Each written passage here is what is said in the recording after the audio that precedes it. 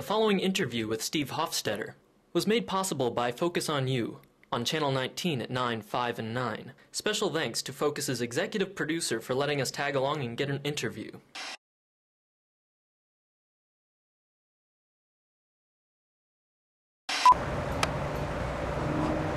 What was your very first job ever? My first paid job, I babysat. Babysat. Yeah, like any entrepreneuring 12-year-old would do. Nice, nice. What was your first thing with the media? My first media job, like real paying, actual paying. When I was 20 years old, I took a year off of school to be a beat writer for the Yankees, which was fun because I was a Mets fan. And but it was still awesome. My office was in Yankee Stadium, around the corner from the locker room. They won the World Series that year, so I got to go, which was great, but they beat the Mets, so that wasn't so good. But it was still kind of amazing. I was the youngest beat writer in the country, and I got to see David Justice yell at my 15-year-old intern. That was a good day.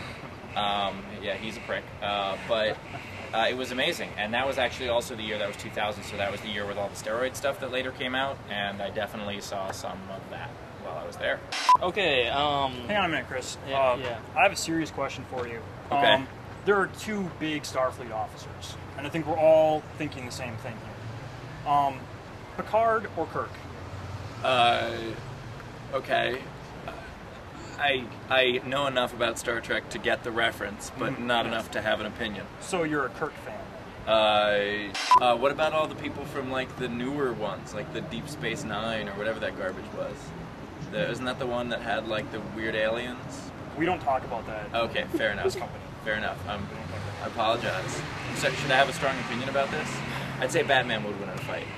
Okay. Sorry, I went to a different door that's question. That's I'm cool. gonna hijack the camera for a second. I need to show you two things. First, I need to show you the construction here, which is that used to be the front door of this venue. I was here in January, and none of this was going on. So clearly, that's not the way to get in now. So then we were. Oh, that's a friend of mine. What's up, Dave? So then when we were coming in, and I called the venue because I couldn't. We couldn't park anywhere, and I called the venue, and the number had been disconnected, and I was just like, holy shit, maybe there's no show.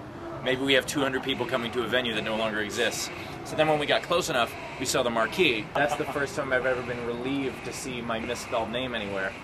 It's definitely not the first venue I've done where my name has been spelled wrong. At least this time they got my first name right, so that's good. I was going to say they're missing the W in your name. Yeah, the... What? Okay.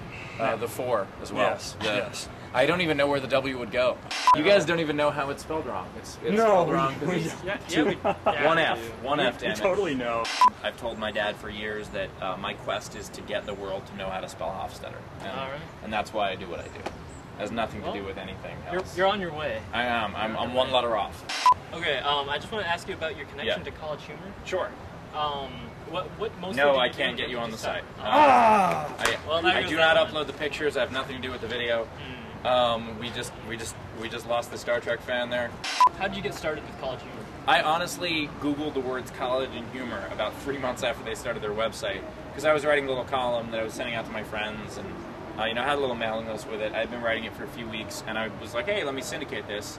And I sent it out to 10 different websites. They were one of the ones that replied, and I guess I picked the right horse, because they became huge. Is the college something that's sort of close to your heart? Sure. My college days were a lot of fun, and I tour 100 schools a year. That is how you guys pay my rent, so I appreciate that. But no, I have a built-in college crowd, and the college crowd is much more viral. Because a lot of college students kind of live in the bubble of their school. You got their Facebooks. So exactly, they have the one thing. Spaces. Yeah. So if 10% of a college likes you, then 100% of the school is going to know who you are. Whereas if 10% of a city likes you, the other 90% will be blissfully ignorant. So with the college campus, it's a lot more viral, and my sensibility is a lot younger. I'm 31 now, but I'm still thankfully not the sketchy old guy. Maybe I'm the wiser sketchy old guy. I don't know. But the students are what makes all this possible. Comedians say if you have something in your mind, just write down everything that you think is funny at the moment. Yeah.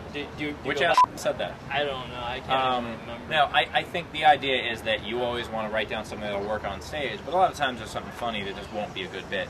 Yeah. I've lost thousands of bits to, oh, that would be funny, I gotta write that down, and then I don't. Oh, you know? yeah. It happens constantly, but it's also saved me a lot of times from me going, oh, that's so funny, and then it would turn out to suck, and luckily I didn't try it. So I'm sure it saved me just as much as so you write something down like one night and you wake up in the morning and you realize it's just a it's just idea. 2 words on a piece of paper, you don't even know what the hell you were talking about. We have that problem a lot. Yeah. So, well, no, this is a great piece of paper. I want to make sure to show the notes. This is a high-class operation. It is. This is fantastic. This is good. That way you know. No, it's quality. Well, what would you recommend? You got to read through the rest of the tape, Jack. I do. Yeah. One last thing. What do you recommend to all nerds out there? What I recommend to nerds, stop being nerds. No, I'm kidding. I'm a total nerd. I was teasing you before. Seriously, totally Picard. Kirk. Anyway, I don't know the answer to that.